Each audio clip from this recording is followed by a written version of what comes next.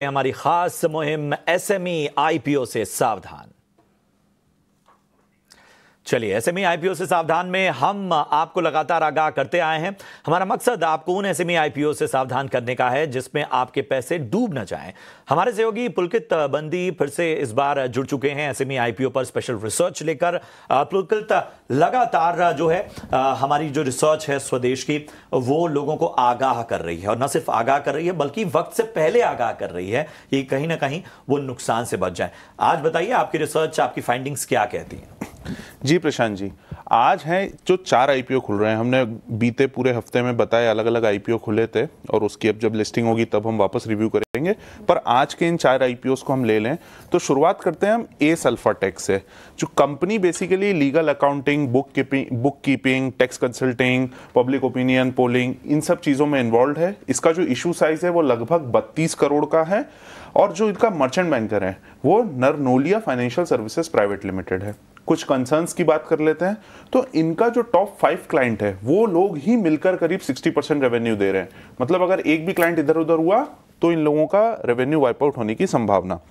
हम बात करें अगर इनके इशू साइज में तो लगभग 25% तो ओएफएस है, ऑफर फॉर सेल, मतलब ये पैसा कंपनी को नहीं बल्कि प्रमोटर को जाएगा।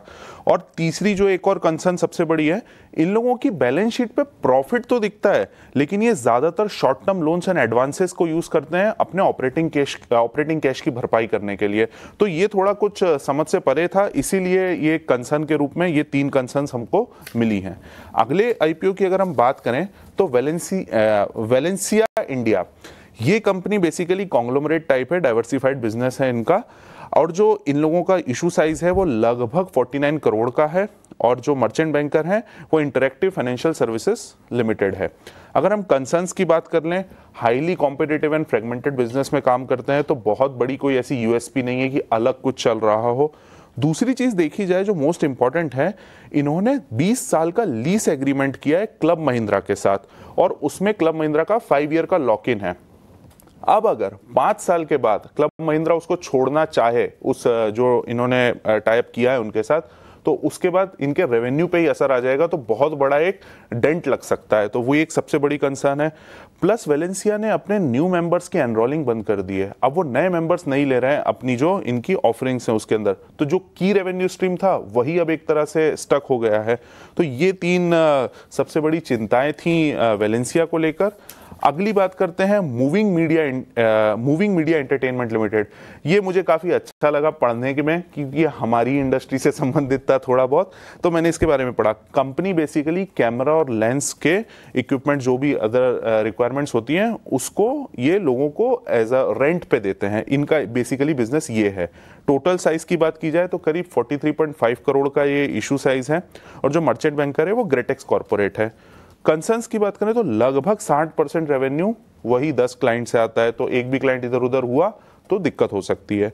अब उसके बाद ये कंटिन्यूअसली नेगेटिव कैश फ्लो आ रहा है इन लोगों का फ्रॉम इन्वेस्टिंग एक्टिविटी, मतलब सही जगह से अब ये इन्वेस्टिंग कहाँ हो रही है देखना बहुत दिलचस्प होगा, क्योंकि हर बार ये नेगेटिव कैश फ्लो कैसे हो जाता है अगर ये इन्वेस्टमेंट चल रहा है। तो लास्ट एक और चीज जो इंपॉर्टेंट है इसके अंदर, इनका बहुत ज्यादा जो बिजनेस है वो मुंबई बेस्ड प्रोजेक्ट से आता है। तो अगर मुंबई में थोड़ा कुछ ऊंच नीच हुआ या कुछ बदलाव हुआ तो बहुत ज्यादा बाहर कोई ऐसे क्लाइंट है नहीं। एक लास्ट आईपीओ की भी अगर हम बात कर लेते हैं प्रो एफएक्स टेक के बारे में, तो Pro FX Tech basically custom design में और डिस्ट्रीब्यूशन में इन्वॉल्व है एवी प्रोडक्ट्स के। एवी प्रोडक्ट्स होते हैं जैसे कि एम्पलीफायर हो गया, प्रोसेसर हो गया, टर्न टेबल हो गया, साउंड बूफर्स हो गया, स्पीकर्स हो गया, इन सब बिजनेसेस में। ये इशू साइज लगभग 40 करोड़ का है। मर्चेंट बैंकर इनके हेम सिक्योरिटीज लिमिटेड है। इनकी कंसर्न्स की बात कर लें तो 70% बिजनेस लगभग वही 10 कस्टमर से आ रहा है, तो अगेन अगर कोई भी कस्टमर इधर उधर हुआ तो एक रेवेन्यू पे इम्पैक्ट आ सकता है। कंपनी के पास सिग्निफिकेंट अमाउंट में अनसिक्योर्ड लोन है, और उसका जो इंटरेस्ट रेट है वो भी काफी ज्यादा है, 16 से 17.5% के लगभग है। कुछ preceding tax and legal disputes भी चल रहे हैं। और एक और जो इंपॉर्टेंट चीज है और सबसे इंपॉर्टेंट कंसर्न है, इनका करीब 73% रेवेन्यू एवी प्रोडक्ट डिस्ट्रीब्यूशन से आता है। तो अगर कुछ भी वल्नरेबिलिटी आई या टेक्नोलॉजी शिफ्ट हुआ तो प्रॉब्लम हो सकती है। तो ये थी कुछ बेसिक चिंताएं चारों आईपीओ के बारे में। तो जी ये चलिए आपकी इन डेप्थ रिसर्च, लेकिन हमारे साथ हमारे एक्सपर्ट भी जुड़े हुए हैं। तपन के पास मैं जाना चाहूंगी। तपन दोषी अपनी राय रखेंगे सभी एसएमई आईपीओस को लेकर। और तपन, यहाँ पर पुलकित ने काफी डिटेल में जो रेड फ्लैग्स हैं, जो लूप होल्स हैं, उन्हें हाईलाइट किया है, लेकिन आपकी एक्सपर्ट निगाह इन आईपीओस को लेकर क्या कहती है, आपका विश्लेषण क्या कहता है? अवॉइड करें या कंसिडर किया जा सकता है? जी, पुलकित ने जो पॉइंट्स बोले वो बिल्कुल सही है। उसमें कुछ मैं ऐड करना चाहूंगा और थोड़े वैल्यूएशन पर्सपेक्टिव से मैं बात करना चाहूंगा। पहले एस अल्फा टेक्नोलॉजी ले लेते हैं। अब आप देखिए उसमें सडनली एक बड़ा प्रॉफिट जंप आया है। अगर आप देखो तो 13 लाख से 10 करोड़ से ज्यादा का उनका पैट बढ़ गया 2 साल में। तो उसमें शायद ऐसा लग रहा है कि प्रोप्राइटरी इनकम ज्यादा आई है, तो वो सस्टेनेबल नहीं हो सकता है आगे जाके भी। और आगे जाके अगर आप इसका प्रॉब्लम एक ही है कि जो टॉप 5 क्लाइंट है उसमें ही 60% इनका सेल हो रहा है। प्लस ये लोग ट्रेडिंग सॉफ्टवेयर भी बना रहे हैं, तो क्या होता है वहां से भी रेवेन्यू अच्छी खासी आ रहे हैं। तो अगर कोई सेबी के रूल चेंज होते हैं तो इनको डायरेक्टली इंपैक्ट आ जाता है। आईपीओ का फंड कहाँ यूज होगा वो क्लियर ही नहीं है कि एक्विजिशन में होगा या ऑपरेशंस में होगा। वो क्लैरिटी नहीं आई है मैनेजमेंट से कि कहाँ यूज होने वाला है। अगर आप देखो ये आईपीओ पहले ना 107 रुपए पे आने वाला था, लेकिन बाद में उनको लगा कि भाई महंगा यानी हम लोग ज्यादा ही कोट कर दिया है, तो उन्होंने घटा के 69 कर दिया। तो वो भी डिमांड की वजह से उन्होंने डाउन किया है। 9 एम्प्लॉयज है, स्केलेबिलिटी का इशू है और ऑपरेशनल कॉस्ट भी काफी हाई रहता है, क्योंकि वो नो कह सकते कि दिग्गज आदमी चाहिए ये ट्रेडिंग सॉफ्टवेयर में। तो ओवरऑल मुझे जिस तरह से वैल्यूएशन है ये 63 मून से मुझे काफी महंगा लग रहा है। 30x का पी चला है, तो ये वैल्यूएशन पॉइंट ऑफ व्यू से एस अवॉइड होगा। दूसरा लेता हूं मैं वेलेंशिया इंडिया। तो यहां अगर आप बात करें तो ये एक ऐसा ग्रुप है जो एफएमसीजी में, क्लब में है, रियलिटी में है। अब इतना छोटा ग्रुप जिसकी टर्नओवर 7 करोड़ है, लेकिन बहुत ही ज्यादा ही डाइवर्सिफिकेशन है। फोकस पॉइंट नहीं है कहाँ वो जाना चाहते हैं। ये जो फंड आने वाला है उससे वो कुछ 15 विला और एक क्लब हाउस बनाने वाले हैं, लेकिन वहां भी आपको पता है कि अगर थोड़ा भी डिले आया तो इनको वर्किंग कैपिटल में डायरेक्ट इंपैक्ट आता है और इनको आगे जाके भी डेट लेना पड़ेगा, क्योंकि रियल एस्टेट में आप इतनी छोटी कंपनी नहीं रह सकते। तो आगे जाके कैश फ्लो का बड़ा रिस्क है, प्लस पोस्ट लिस्टिंग एग्जिट होने के भी प्रॉब्लम, क्योंकि इनकी लिक्विडिटी कम रहेगी। ओवरऑल अगर मैं ये बात करूं तो फाइनेंशियल्स भी आप देखो तो पिछले कुछ साल से ये लॉस में थे, तो एक्चुअली ये तो नेगेटिव पी चल रहा है। तो वैल्यूएशन पर्सपेक्टिव से नेगेटिव पी है। और इवन आप देखो 10x price to book value है, तो ये भी काफी महंगा है वैल्यूएशन पॉइंट ऑफ व्यू से। तो वेलेंशिया इंडिया भी एक अवॉइड है। सॉरी थोड़ा लंबा ले रहा हूं, लेकिन 4 आईपीओ इसलिए टाइम ले रहा है। थर्ड आईपीओ मैं बात करूंगा मूविंग मीडिया। और मूविंग मीडिया जो मीडिया में है ठीक ठाक लग रहा है, लेकिन इसका जो मेजर कंसर्न मैं बोलता हूं कि उनका 41 करोड़ का डेट है। ये क्या होता है, बड़े बड़े कैमराज वो सब रखते हैं टेलीविजन के लिए, फिल्म्स के लिए। तो इसमें उन्होंने क्या कहते हैं वो बाय करते हैं, तो इसके वजह से कैपेक्स ज्यादा रहता है, डेप्रिसिएशन ज्यादा रहता है। इसलिए आप देखें तो उनका जो प्रॉफिटेबिलिटी जो पहले 43% थी वो घट के 28% हो गई इस साल में।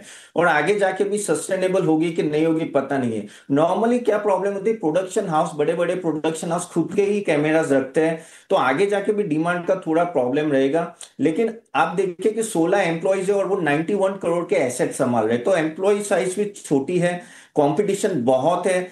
और अगर डेट टू इक्विटी देखो तो अभी 1 के अबाव, लेकिन आगे जाके भी इनको डेट लेना पड़ेगा। सो ओवरऑल ये वजह से डेट ज्यादा है, एनएससी में लिस्टिंग है, बीएससी में नहीं एनएससी में लिस्टिंग है। तो ये सब इशू के वजह से मुझे इंटरेस्ट कॉस्ट आगे आगे बढ़ेगा, तो यहाँ मुझे यहाँ भी वैल्यूएशन पॉइंट ऑफ व्यू से अवॉइड है। और चौथा मैं बोलूंगा प्रूफ एफएक्स टेक्नोलॉजी के बारे में।